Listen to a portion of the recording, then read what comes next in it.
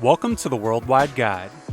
New Zealand is one of those bucket list destinations that I hope everyone gets to visit at least once in their lives. From geothermal wonders to beautiful lakes and fjords, there's a little bit of everything in this small country.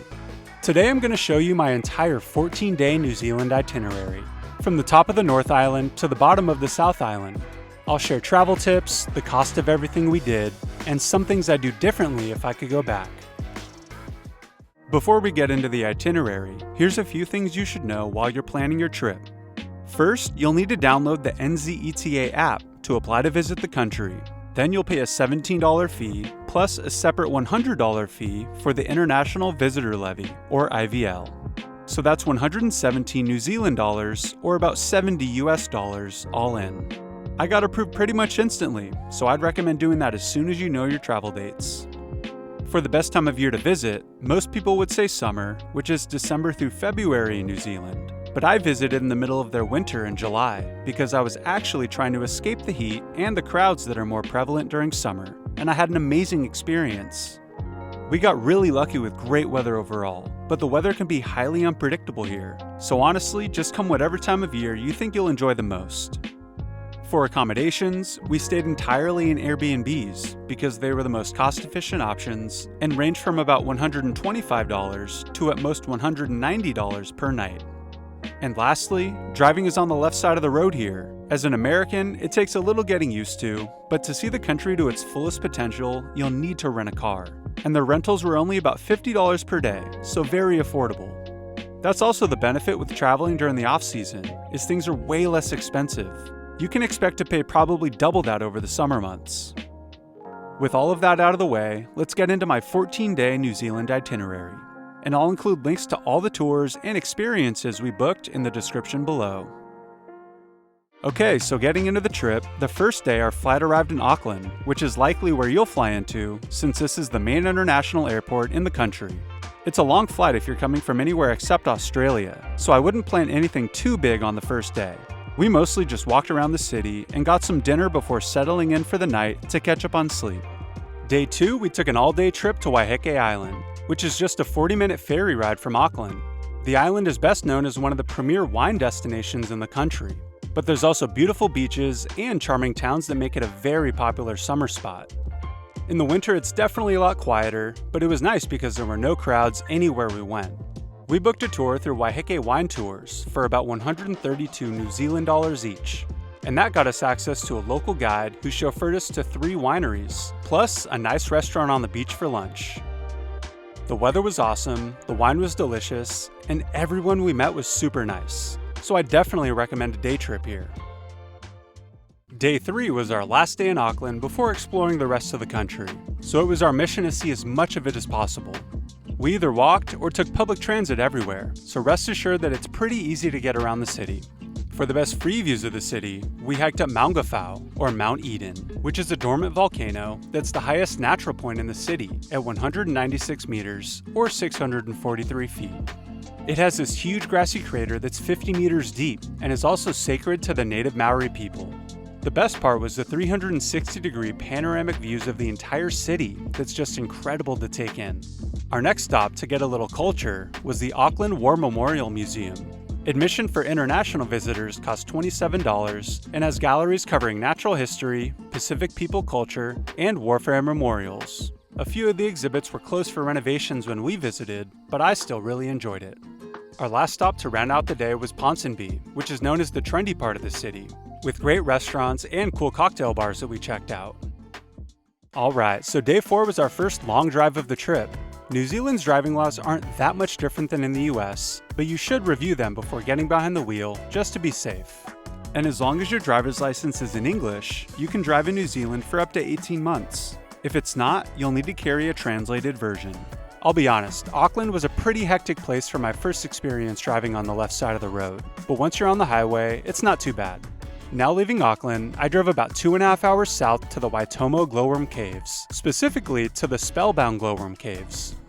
This was such an awesome experience and is the only place in the world where you can see this specific species called Arachnocampa luminosa glowworms.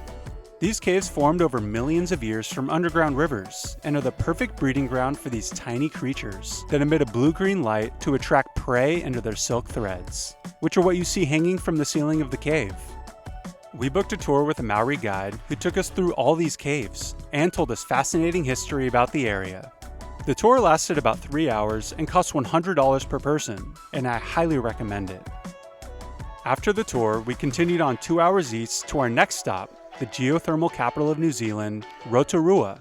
We got in late and pretty much just grabbed food, checked into our Airbnb, and went to bed. We only had one full day in Rotorua, so even after a long day of driving, we got started early. First, with a hike in the Wakarewa forest that's filled with giant redwood trees. At this lookout on the hike, there's even a great view of Rotorua and Tapuia, a geothermal preserve with a Maori cultural center, geyser, and bubbling mud pools. This would be your best option if you want to stay in town, but after the hike we actually drove 30 minutes south to Waitomo Thermal Wonderland because admission was only $47 compared to $105 at Tapuia for pretty similar experiences. And Waitomo was awesome. Even though it reeks of rotten eggs because of the sulfur, the geothermal pools were so colorful, and we even saw the Lady Knox geyser eruption. This is where you can fully appreciate the volcanic nature of New Zealand. To end the day, we headed back into Rotorua for the Polynesian Spa, where you can relax in geothermal hot springs and mineral pools while soaking in views of Lake Rotorua. This was much needed after a long couple of days with lots of activities. Day 6 was a travel day for us, and we took a flight from Rotorua to Christchurch on New Zealand's South Island. There's obviously a lot more things to do on the North Island, and many people drive all the way south to Wellington and take the ferry over to the South Island, but that would have taken a lot of time, so a quick hour-and-a-half flight was the best option for us so that we could see more of the South Island. Day 7 was about exploring Christchurch. I'll be honest, the best things on the South Island are outside of Christchurch, and there isn't a whole lot to do in the city itself. So if I could go back, I would have only stayed one night here. But while we were there, we did check out the Botanic Gardens, the Christchurch Art Gallery, and the Arts Center, which had really nice architecture and a great wine bar called Cellar Door that we did a tasting at.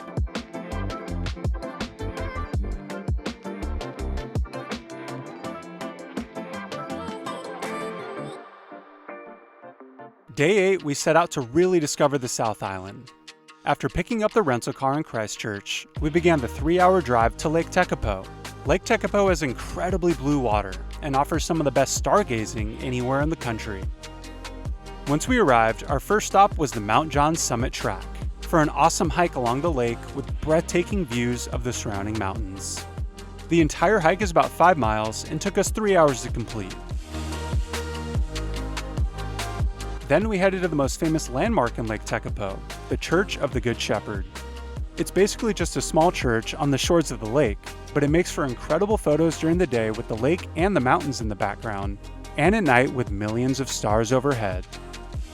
Our legs were pretty sore after all the hiking, so our last stop was Tekapo Springs to relax in the hot thermal pools and saunas. From here, we actually drove another 45 minutes south to Twizel, where our Airbnb was for the next 2 nights. Staying in Twizel was nice because it was basically the biggest town in the area and the middle point between Lake Tekapo and our next stop, Aoraki, or Mount Cook.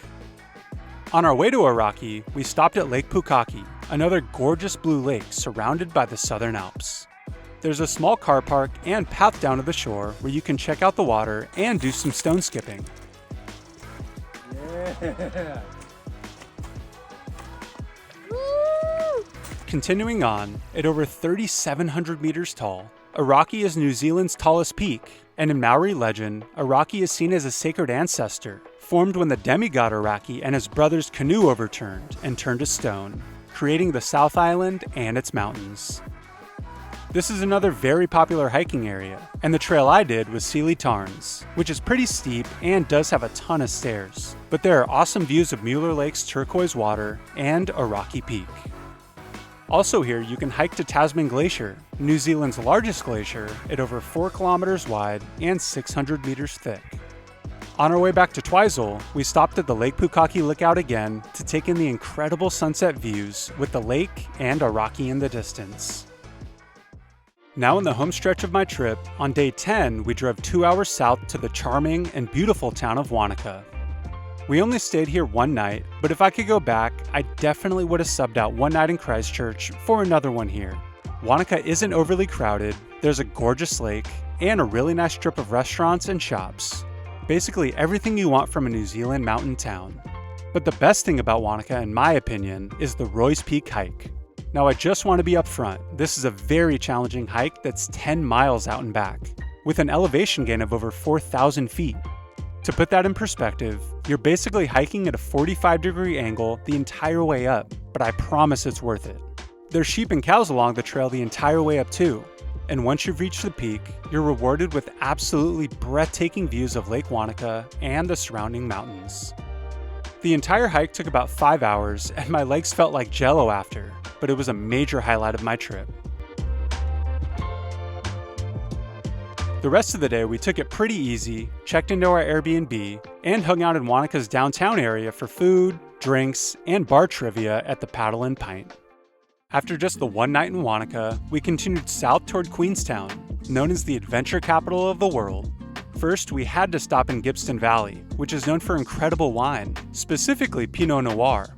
We went to Kinross Winery for a tasting and loved the ones we tried, so you know we had to buy a few to bring home. We then continued on to Queenstown and hit up the Skyline Gondola and luge. It can be touristy, but the view of the city and Lake Wakatipu are pretty epic. And I got to pretend I was an F1 driver on the luge, so that was pretty fun.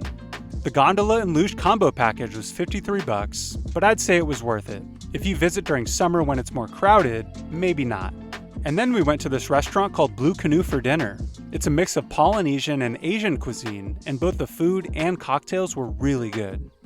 Just a quick note on Queenstown, it is a very busy city, even in winter, so try to make reservations for any specific restaurants when you can. And just note that parking can be a little tough the closer you are to the lake. On day 12, we made the long-awaited trip to the legendary Milford Sound. We booked a tour through Get Your Guide, and this is definitely the way to go.